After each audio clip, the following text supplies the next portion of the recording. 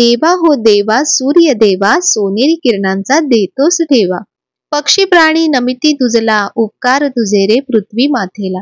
पक्ष्यांचे ते सुंदर गाणे, मोहून घेतात सप्तसुराने. पक्षी विमाने भ्रमण करती, सुंदर सकाळी उत्साही दिसती. तूच दाता भाग्य विधाता, सृष्टी सारे पालन करता. नव्या पिढीला तुझे आवाहन, आळस द्या रे सारा झटकून. सौर ऊर्जेचा करावा आधार, ऊर्जेचा जपून करा वापर. मुक्त करावे रोगराईतून, सर्वांना आरोग्य मिळावे छान. देवा हो देवा सूर्य देवा, देवा हो देवा सूर्य देवा. हॅलो नमस्कार, कसे आहात सर्व? मस्त आहात ना? मस्तच राहा सर्वांना. सर्वप्रथम श्री स्वामी समर्थ तुम्हाला सर्वांना आजचा दिवस खूप छान आनंदाचा आणि आरोग्यदायी जाओ. तर हे जे मी तुम्हाला कापूरची मशीन दाखवली ना, तर ही छान आहे मशीन. अशी लाकडाची जी मशीन येते तर ती चांगली चालते आणि दिवसातून मी 3-4 वेळा तरी ही लावते घरामध्ये. असं जेव्हा भीमसेन कापूर स्पेशली लावत जा, त्याचा जेव्हा सुगंध असा दरवळतो ना घरामध्ये, तर घरातलं वातावरण आपोआपच असं खूप छान पॉझिटिव्ह आणि मस्त होतं आणि आपली सकाळ पण अशी खूप छान सुंदर होते. तर सकाळी सकाळी जे माझं काम असतं महत्वाचं काम, ते म्हणजे की झाडांचं काम असतं. आता तुम्ही बघत असाल की 1 आठवड्यापासून की ऊन खूप आता वाढत चाललंय. तर आता स्पेशली झाडांना पाणी घालण्याचं काम जरा वाढवा.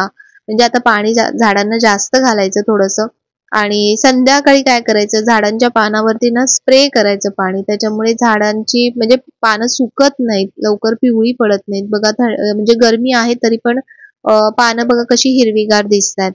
आणि आणखीन एक गोष्ट महत्वाची की ती म्हणजे कुंड्यांमध्ये ना पाणी असं पूर्ण झिरपलं पाहिजे. म्हणजे पाणी कुंड्यांमध्ये राहिलं नाही पाहिजे, नाहीतर काय होतं ना, झाडांची मुळं त्यामुळे सडून जातात. तर बऱ्याचदा तुम्ही मला म्हणजे या छोट्याशा माझ्या गार्डन बद्दल नेहमी काही ना काही विचारत असता. तर म्हणून म्हटलं चला तुमच्यासोबत पण काही गोष्टी शेअर करू आणि सकाळी सकाळी असं झाडांसोबत बोलायला. म्हणजे काय माहिती, मी तर त्यांना कदाचित बोर करत असेन, पण मला आवडतं त्यांच्यासोबत बोलायला. तर इथे बघा हे बोगनवेलचं झाड जे आहे ना, त्याला अशी खूप छान फुलं आलेत आणि मस्त वाटतं. त्या फुलांचा कलर बघा ना, किती असा मस्त असा डार्क आणि खूप सुंदर वाटतो. तर ह्यांना खूप ऊन लागतं या झाडाला आणि थोडंसं असं थंड वातावरण सुद्धा लागतं. तर याचा एक सीझन असतो, त्या सीझनलाच भरीच फुलं येतात. त्याला पानं तुम्हाला दिसतच नसतील, पूर्ण फुलांनी हे झाड भरून जातं आणि खूप सुंदर दिसतं. रस्त्याच्या कडेला बघा ही झाडं असतात. झाडांना असं व्यवस्थित पाणी घातलं ना आणि झाडांच्या पानांमधून जेव्हा असं थेंब थेंब पाणी गळत असतं ना, तर तेव्हा बघून त्यांच्याकडे आणखीन असं सुखावल्यासारखं वाटतं आणि खूप छान वाटतं. हिरवंगार असं सर्व बघून आहे ना, आपलं मन आणि डोळे दोन्हीही तृप्त होतात. तर म्हणून तुमच्या घरी ना असे म्हणजे झाडं असावेच. मी तर म्हणते की झाडांमुळे घरांमध्ये आणखीन पॉझिटिव्हिटी येते. सगळ्यात महत्त्वाचं सायंटिफिकली पण जर तुम्हाला माहिती करून घ्यायचं असेल, तर झाडांमुळे घरामध्ये ऑक्सिजन लेवल जास्त वाढतं आणि कार्बन डायऑक्साईड कारण झाडं शोषून घेतात. तर त्याच्यामुळे नक्की एक तरी झाड घरामध्ये लावा. तर बघा मी आता हे पाणी तापत ठेवलंय आणि इथे थंड पाणी ठेवलंय. कशाला? तर ते पण मी सांगते. तर आज मी बनवणार आहे पालकचे पराठे. तर पराठे म्हणजे हे एकदम हेवी पराठे नाहीयेत. कारण त्यामुळे मग सकाळी सकाळी नाश्ता खूप हेवी केला ना, मग दिवसभर आपल्याला असं आळसवल्यासारखं वाटतं. तर एकदम हेवी नाहीयेत. तर निशाला मी मोस्ट ऑफ टिफिनला आता काय करते की असं नाश्त्याचे आयटमच बनवते. म्हणजे पदार्थ बनवते की ज्याच्यामुळे कसं ते आम्हाला नाश्त्यालाही होऊन जातात आणि तिला पण खायला बरे वाटतात. नाहीतर भाजी चपातीने ती पण कंटाळून जाते.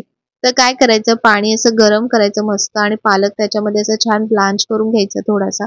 त्यामुळे काय होतं, पालकचा जो एक उग्रसपणा असतो तो निघून जातो आणि थोडंसं आता तुम्हाला वाटतंय 5 मिनिटात की आता पालक छानपैकी थोडासा नरम झालाय, तर तो पटकन असा थंड पाण्यामध्ये काढायचा. तुम्ही बर्फाचं पाणी घेतलं तरी चालेल. जेव्हा तुम्ही पालक पनीर सुद्धा बनवता ना, तेव्हा ही अशीच ट्रिक फॉलो करा. याने काय होतं की पालक जेव्हा तुम्ही थंड पाण्यात टाकता, तर त्याच्यामध्ये जी प्रोसेस असते, जी अजून स्टीमिंगची जी प्रोसेस असते ती बंद होते आणि त्यामुळे पालक बघा तुम्ही कधी-कधी काळपट दिसतो त्याचा आपण म्हणजे पेस्ट केल्यानंतर. तर तसं तुम्हाला दिसणार नाही. पालकचा जो रंग आहे हिरवागार छान चटक, तो तसाच्या तसा राहतो. तर त्याच्यानंतर काय करायचंय, आता हा पालक मिक्सरमध्ये काढून घ्यायचाय. बऱ्याचदा काय होतं, आपण जसे मेथीचे थेपले बनवतो, तर तसं पालकाचे सुद्धा थेपले बनवता येतात. पण काय होतं, मेथी ही चवीने म्हणजे मुळातच ती चवीने चांगली लागते, पण पालक तसा नसतो. पालक कधी कधी उग्र लागतो. तर म्हणून अशा प्रकारे शिजवून घेतला ना तर तो छान पिठामध्ये मिळून सुद्धा येतो आणि चवीला सुद्धा छान लागतो. आता जो वाढता उन्हाळा आहे तर त्याच्यामध्ये अशा प्रकारच्या हिरव्या भाज्यांचा समावेश आपल्या आहारामध्ये असलाच पाहिजे. त्याच्यामध्ये जास्त काही नाही बघा, फक्त मी मिरच्या, तुम्हाला जसं तिखट पाहिजे तसं घ्या. त्यानंतर अद्रक, लसूण तुम्ही यामध्ये घाला. त्यानंतर यामध्ये मी थोडासा ओवा सुद्धा घालते, कारण कधी कधी असे पराठे ना म्हणजे हेवी होतात नाश्त्याला जरी केले तरी. तर म्हणून थोडासा ओवा घातला. त्यानंतर जे आपल्याला आता पीठ हवंय तर मी गव्हाचं पीठ घेतलंय. यामध्ये तुम्ही थोडंसं बेसनही घालू शकता. तसंच तुम्ही मिक्स पीठ सुद्धा घेऊ शकता. मिक्स पीठामध्ये सुद्धा अशा प्रकारे जर पालकाचं म्हणजे ब्लँच करून तुम्ही घातलं पेस्ट करून, तरी खूप मस्त छान आपले जे आपण धपाटे म्हणतो तर तसे धपाटे छान मस्त होतील. आणि यामध्ये बघा मी आता काय घातलं, यामध्ये मी थोडीशी आमचूर पावडर घातली, थोडासा चाट मसाला घातला, थोडीशी धने जिरे पूड घातले आणि आता जे मिक्सचर आपण बारीक केलेलं आहे पालकचं तर ते यामध्ये घातलंय. तर ह्याच्यामध्येच म्हणजे या मिश्रणामध्येच तुम्हाला जेवढं पीठ मळून घेता येईल ना तेवढं तुम्ही पीठ आधी मळून घ्या. आधीच पाणी घालू नका. आणि या पराठ्यासाठी आपल्याला जी पिठाची कन्सिस्टन्सी हवी आहे तर ती एकदम घट्टही नकोय आणि एकदम पातळही नकोय. मीडियम म्हणजे पीठ आपल्याला मळायचंय. तर त्याच्यासाठी बघा आधी मी पूर्ण व्यवस्थित मिक्स करून घेतलं आणि त्यानंतर आता यामध्ये तेल घालायचंय. तेल जास्त घाला किंवा तुम्ही याच्यामध्ये तूप घातलं तरी चालेल. जर तुम्हाला कॅलरीज नको असतील ह्याच्यामध्ये जास्तीच्या तर तुम्ही तेल ह्याच्यामध्ये स्किपही करू शकता. पण तेल जरा घातलं ना तर छान खरपूस लागतो आणि मुलांसाठी स्पेशली बनवायला गेलं तर त्यांना असं थोडंसं चटपटीत आणि असं खरपूसच गोष्टी आवडतात. तर आता ह्याला थोडंसं 5-10 मिनिटं ठेवायचंय आणि त्यानंतर पीठ बघा छान मुरलं ना, बघा परफेक्ट पिठाची जी कन्सिस्टन्सी आहे ती झालेली आहे ना, पातळ झालंय ना कडक झालंय. तर आता आपण नेहमीचं जे आपलं पीठ असतं तर तसं म्हणजे चपाती जशी लाटतो तर तशी चपाती मी पहिले लाटून घेते. आणि ह्यामध्ये मी एक थोडंसं ट्विस्ट करणार आहे, ते म्हणजे की जसं लच्छा पराठा बनवतो बघा आपण, तर लच्छा पराठ्यासारखं ह्याला बनवायचंय. तर त्याच्यासाठी काय करणार आहे, आता अशी नेहमीसारखी आपली पोळी लाटून घ्यायची पहिले आणि बघा त्याला असं राऊंड करायचंय. तर हे राऊंड करण्याआधी सुद्धा तुम्ही ह्याच्यामध्ये तेल किंवा तूप जरी लावलत ना तरी आणखीन छान तुमचा जो पराठा आहे तो मस्त आणखीन छान फुगून वर येईल आणि छान त्याला आतमध्ये अशा लेयर सुटतात. तर अशा प्रकारे पुन्हा लाटून घ्यायचे. काही नाही, फक्त 1 मिनिट एक्स्ट्रा लागतो या गोष्टीसाठी, पण तुमचा पराठा आणखीन छान टेस्टी लागेल. आणि पराठा म्हटल्यानंतर थोडंसं जाडच लाटायचंय, एकदम पातळ नाही करायचं, नाही तर मग ते कडक होऊन जाईल.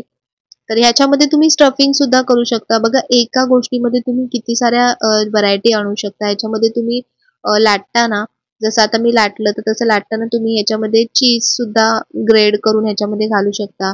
कारण मुलांना एकच पदार्थ असतो, पण तो तुम्ही वेगवेगळ्या पद्धतीने बनवलात ना त्यांना कळणारच नाही की काय बनवलंय. जसं निष्ठाचे याच्यानंतरचे जे रिव्ह्यूज होते की मम्मी मी त्यांना सांगितलं मैत्रिणींना की हा पालक पासून बनवलाय, तर सगळ्यांनी पहिले तोंड वाकडं केलं आणि नंतर जेव्हा खाल्ला तेव्हा मला ठेवलाच नाही, सगळ्यांनी चटक करून टाकला. तर असे रिव्ह्यूज जेव्हा ऐकायला येतात ना तर तेव्हा आणखीन मजा येते छान. तर म्हणून कधी-कधी मी तर तिला सांगतही नाही की कशात काय टाकलंय आणि मग नंतर ती आल्यावरती विचारते की "मम्मी आज टिफिनमध्ये काय दिलं होतं? सगळ्यांनी खाल्लं." तर तेव्हा आणखीन भारी वाटतं असे काहीतरी प्रयोग करायला. तर बघा आपला असा मस्त असा खरपूस असा पराठा रेडी झालेला आहे आणि मुलांना टिफिनमध्ये स्पेशली द्यायला ना हा इझी पडतो. त्यांना खायला सुद्धा इझी पडतो. कारण रोज-रोज मुलं भाजी चपाती वगैरे खायला मागत नाही. आणि जेव्हा तुम्ही गरम-गरम हा पराठा खाता नाश्त्यासोबत, तर तेव्हा शक्यतो दह्यासोबत खा. कारण त्याच्यामुळे त्याचे जास्त जे इफेक्ट किंवा जे आपल्याला पाहिजेत विटॅमिन्स, प्रोटीन्स, मिनरल्स ते तुम्हाला जास्त प्रमाणात मिळतील. तर अशा प्रकारे फोल्ड केलाय आणि टिफिनमध्ये मस्त असा पराठा, आता आज पालकचा पराठा दिलाय. तर असंच काही ना काही रोज वेगवेगळं मी करायचा ट्राय करेन आणि तुमच्यासोबत सुद्धा नक्की शेअर करेन. तर असे पराठे खूप मस्त झाले होते आणि दह्यासोबत तर एक नंबर लागत होते. तुम्ही सुद्धा नक्की बनवा आणि नक्की मला सांगा की कसे झाले होते. नमस्कार. तर आता सगळं माझं आवरलं, सगळी कामं आवरली, देवपूजा झाली आहे, सर्व गोष्टी झाल्यात. म्हटलं आता छान तुमच्याशी थोड्याशा गप्पा मारूया.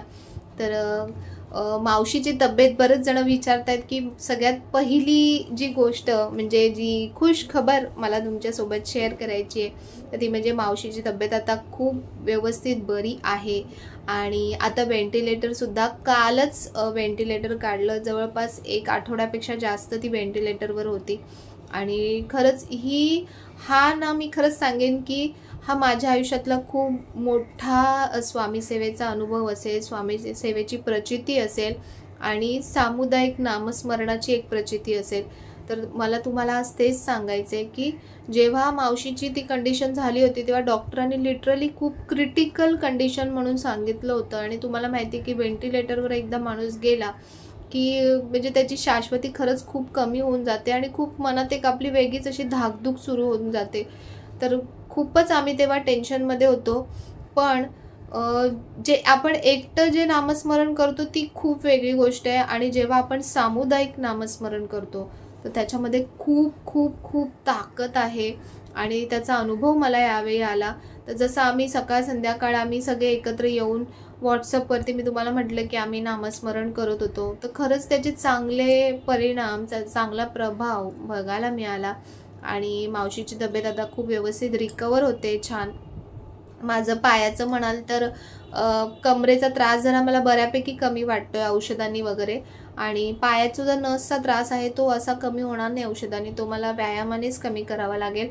त्याच्यासाठी तुम्ही जसं बघताय की मी डाएट, खाणं पिणं आपले जे आजार निर्माण होतात ना ते आपल्या रोजच्या सवयींमुळे, रोजच्या खानपानामुळेच आपले आजार निर्माण होतात. तर म्हणून आपण तिथे थोडंसं लक्ष दिलं ना तर ते थोडंसं रुटीन म्हणजे हळूहळू ते आपल्या शरीराबरोबर ॲडजस्ट व्हायला आणि चांगल्या गोष्टी व्हायला तयार होतात. जसं चांगल्या गोष्टी म्हणजे व्हायला किंवा चांगल्या गोष्टी घडायला थोडा वेळ लागतो तर तसंच हे असतं, शरीराचं सुद्धा तसंच असतं. लगेच आपण खाल्लं आणि लगेच आपल्याला बरं वाटेल असं पण नसतं, थोडा वेळ द्यावा लागतो प्रत्येक गोष्टीसाठी. तर म्हणून मी तेच तुम्हाला सांगते की नामस्मरण करत जा. आपणही ही गोष्ट करत जाऊ. आता गुरुवारचं मी विचार करते की गुरुवारचं आपण एक सामुदायिक संध्याकाळचं सामुदायिक एक नामस्मरण, जसं मागच्या वेळी मी लाईव्ह घेतली होती आणि लाईव्हमध्ये आपण छान असं नामस्मरण केलं होतं तर तसंच सर्वांनी मिळून आपण छान असं नामस्मरण करू. चांगल्या गोष्टींची सुरुवात आपण करू की ज्यामुळे थोडी का होईना तुम्हाला पण हळूहळू सवय लागेल. म्हणजे जे रेग्युलर करतात त्यांचं तर होतंच, पण जे करत नाहीत कधी किंवा ज्यांना माहिती नाही आहे तर त्यांच्यासाठी असं छान आपण सामुदायिक नामस्मरण करत जाऊ.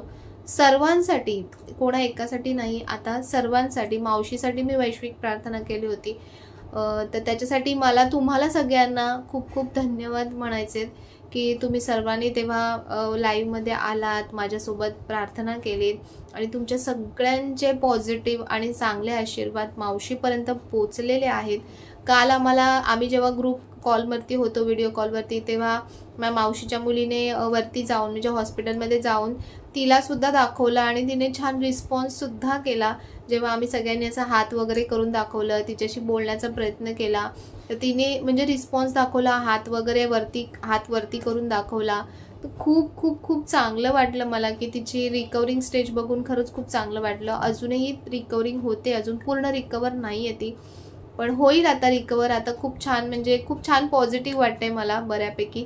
तर त्याच्यामुळे ती होणारच व्यवस्थित. आणि ती जेव्हा घरी येईल ना तर मागच्या वेळी तर काय हॉस्पिटलचं वगैरे म्हणजे ते मला काही दाखवता नाही आलं, पण ती जेव्हा आता घरी येईल आणि जेव्हा आम्ही तिला आता भेटायला जाऊ तर तेव्हा मी नक्की तुमच्यासोबत शेअर करेन, नक्की मावशीला दाखवेन की कोणासाठी तुम्ही प्रार्थना केली होती. कारण रेग्युलर मी माझ्या मावशीला, छोटी मावशी इथे राहते, तिला मी तुम्हाला दाखवते आणि बऱ्याच जणांना असं कन्फ्युजन झालं होतं की त्या मावशीसाठीच करते की काय. तर ही दुसरी मावशी ही माझ्या आईपेक्षा लहान आहे. तर त्या मावशीकडे जेव्हा मी जाणार कांदिवलीला तर ती बरी झाल्यानंतर तर तेव्हा नक्की मी तुम्हाला तिला दाखवणार आणि कोणासाठी तुम्ही म्हणजे माझ्यासाठी म्हणजे माझ्यासोबत प्रार्थना केली होती तर तेही तुम्हाला दिसेल. तर अशा काही गोष्टी आहेत आणि खरंच नामस्मरण करत राहा. खूप खूप खूप ताकद आहे नामस्मरणामध्ये, खूप सारी पॉझिटिव्हिटी येते. जेव्हा आपल्या घरामध्ये अशा काही गोष्टी येतात तर तेव्हा आपण खूप डिप्रेशनमध्ये येऊन जातो, नेगेटिव्हिटीमध्ये जातो. खूप आपण चांगला विचार करण्याच्या ऐवजी खूप सारे वाईट विचारच आपल्या डोक्यामध्ये येत असतात आणि त्याने आणखीनच त्या गोष्टी खराब होत जातात पुढे पुढे. तर तसं नको व्हायला, म्हणून पॉझिटिव्ह राहा. जेही होईल बघा स्वामी, मी तर आता मला इतके सारे स्वामींचे अनुभव आलेले आहेत ना, की जे काही खराब घडतं ना त्याच्यामधून सुद्धा पुढे त्यातून चांगलंच काहीतरी होणार असतं आणि होतंच. आणि हे हा खूप अनुभव आहे. तर त्याच्यामुळे चांगलं नामस्मरण करत जा, पॉझिटिव्ह विचार ठेवत जा, त्यातून आपल्याला नक्कीच काही ना काही चांगलं पॉझिटिव्हच मिळेल. आणि गेले 1-2 आठवडे जे आम्ही खूप स्ट्रेसमध्ये होतो, माझ्या सगळ्या मावशी वगैरे सगळं घर पूर्ण स्ट्रेसमध्ये होतं, तर ते काल आम्हाला खूप चांगलं वाटलं, खूप रिलीफ वाटलं की माणूस आता व्यवस्थित चांगल्या स्टेजवरती आहे, रिकव्हरिंग स्टेजवरती आहे. तर तिला बघून पण खूप बरं वाटलं. आणि तिला ना संध्याकाळचं वगैरे म्हणजे दिवसातून 1-2 वेळा ना कानामध्ये ते स्वामींचा मंत्र ऐकायला देतो, तारक मंत्र ऐकायला देतो. तर त्याच्यामुळे काय होतं ना, त्या माणसाची विल पॉवर सुद्धा वाढते हळूहळू. नाहीतर हॉस्पिटलचं वातावरण तुम्हाला माहिती आहे कसं असतं, आणि आणखीन सगळं ते टोचलेलं असतं. तर त्याच्यामुळे तो माणूस औषधं त्याच्याने आणखीन डिप्रेशनमध्ये जातो. तर त्याच्यामुळे त्याची विल पॉवर काम नाही करत आणि रिकव्हरी स्टेज स्लो होत जाते. तर त्याच्यामुळे तिला छान ते ऐकायला लावलं मंत्र स्वामींचे. तर त्याने ती आणखीन म्हणजे आतून तिला आणखीन चांगलं वाटतं, कुठेतरी धीर वाटतो माणसाला आणि बरं वाटतं. तर जेव्हा पण असं काही असेल ना, तर नक्की ह्या सगळ्या गोष्टी नक्की फॉलो करा. बघा, ह्याच्याने खूप फरक पडतो. खूप तुम्हाला चांगले त्याचे रिझल्ट्स आणि चांगले पॉझिटिव्हिटी तुम्हाला नक्कीच बघायला मिळेल. तर असा आजचा व्हिडिओ होता नामस्मरणाचा आणि खुशखबरीचा, की जी तुम्ही माझी जी फॅमिली आहात, तर तुम्ही मला तेव्हा जो सपोर्ट दिलात आणि त्याच्यामुळेच ह्या सगळ्या गोष्टी होऊ शकतात, तर झाल्या आहेत. आणि तर म्हणूनच तुम्हाला सगळ्यांना मनापासून धन्यवाद. असंच आपला जो बॉन्डिंग आहे ना, आपला जो स्वामींचा हा जो परिवार आहे ना, त्याचं बॉन्डिंग असंच नेहमी कायम असू दे. आणि तुमच्या सगळ्यांच्या आयुष्यामध्ये सुद्धा स्वामी नेहमी असंच चांगलं घडवत जाऊ देत. जर काही वाईट जरी झालं ना, तर त्याच्यातून सुद्धा चांगलं घडू दे आणि ते वाईटाला सामोरं जाण्याची सुद्धा ताकद तुम्हाला स्वामी देऊ देत, एवढीच माझी स्वामींचरणी प्रार्थना असेल. तर आजचा व्हिडिओ आवडला असेल तर लाईक करा, शेअर करा, सबस्क्राईब करा. पुन्हा भेटूया उद्याच्या नवीन व्हिडिओमध्ये. तोपर्यंत सर्वांना बाय आणि सर्वांना श्री स्वामी समर्थ.